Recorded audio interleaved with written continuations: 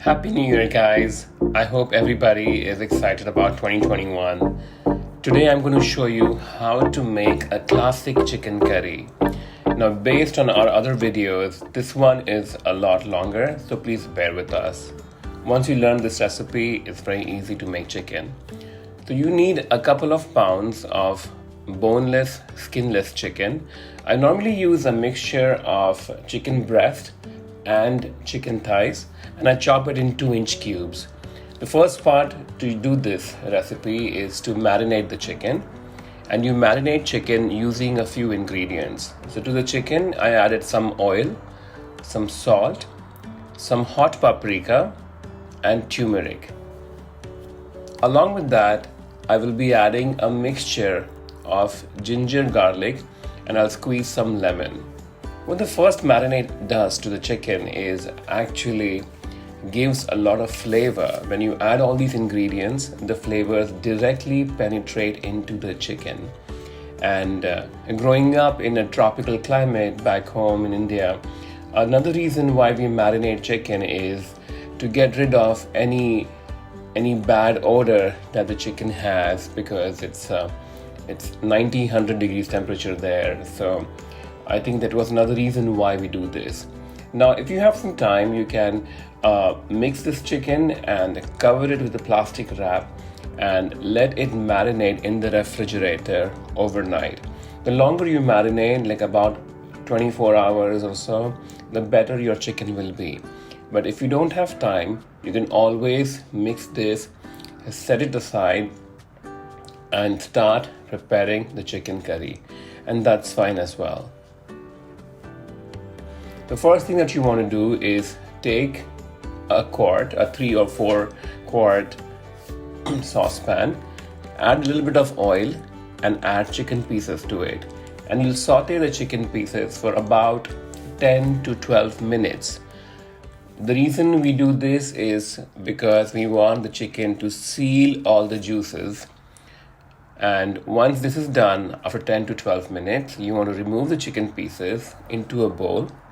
And then what you are left with is some residual chicken stock, if you may, with some spices.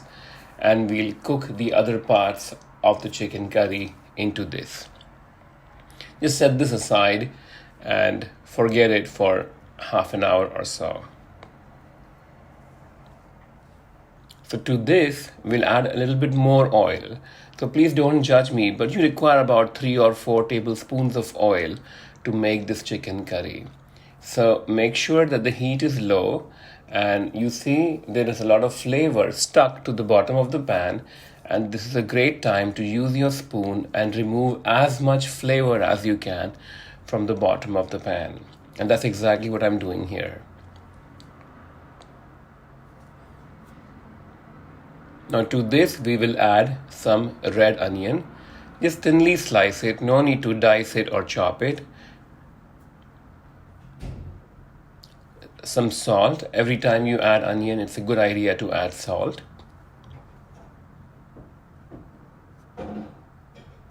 And some whole spices, bay leaves, cloves, cumin, cinnamon, cardamom, and black pepper. Now these are a lot of whole spices, and you may not have some of them, and that's totally fine. So just add whatever you have from this. But if you're cooking Indian cooking often, then it's good to have these whole spices. And let's say you don't have any whole spices, then just add garam masala, ground garam masala. And then I'm adding some more ginger garlic that I had. It's just fresh ginger peeled and grated, and garlic peeled and grated. And finally, I'm adding jalapeno. Now, if you don't like it super spicy, then just skip jalapeno, because we already added hot paprika to the chicken, and some cilantro and some mint. Now you can see after mixing it for a few minutes, that's how it looks, about 20 minutes, and then you add fresh tomatoes. Now, Roma tomatoes is a good idea. So it's been a few minutes since I've been mixing it, and now it's time to blend all of this in a blender. But before we do that, we should cover and cook for about 15 minutes.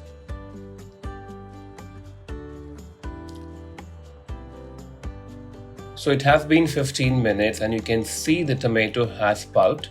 And now this mixture will go into the blender along with the whole spices and everything. I'm adding about half a cup of water, and what that does, it gives a good curry base so that the sauce doesn't stick to the blender, and also it lowers the temperature. Now I'm using a really nice blender that I have, and I always recommend people using this. The only bad thing is the blender starts to get a color because I've been cooking a lot of Indian curry with turmeric in it, and the blender turns yellow in color. So now what you have is a classic chicken curry sauce. You pour it back into the pot and add all of the chicken that you had cooked back into the pot.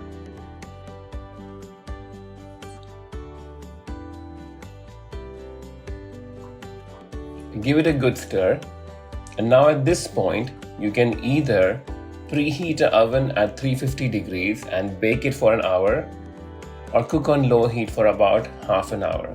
I'm adding a big dollop of ghee. Now ghee is something that we use a lot in Indian cooking, and since we cook the chicken in oil, ghee will give that extra flavor.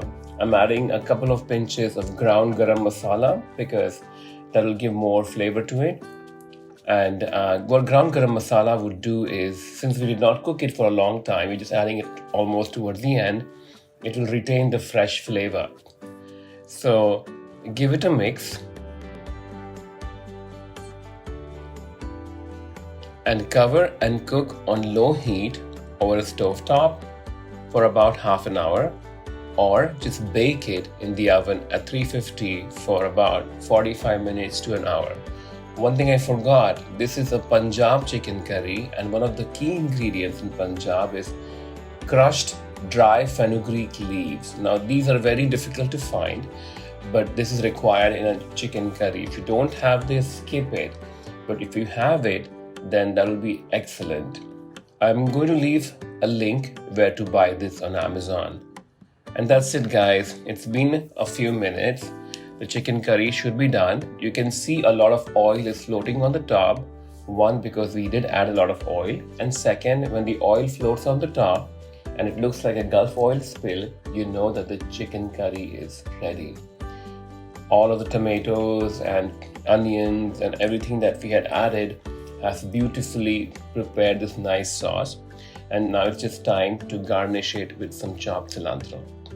That's it, guys. I hope you enjoyed this video where I try to show you step by step how to make an Indian curry. It takes a long time, but it's worth the effort. Please don't forget to like this video and subscribe to our channel. And thank you for watching. And once again, Happy New Year.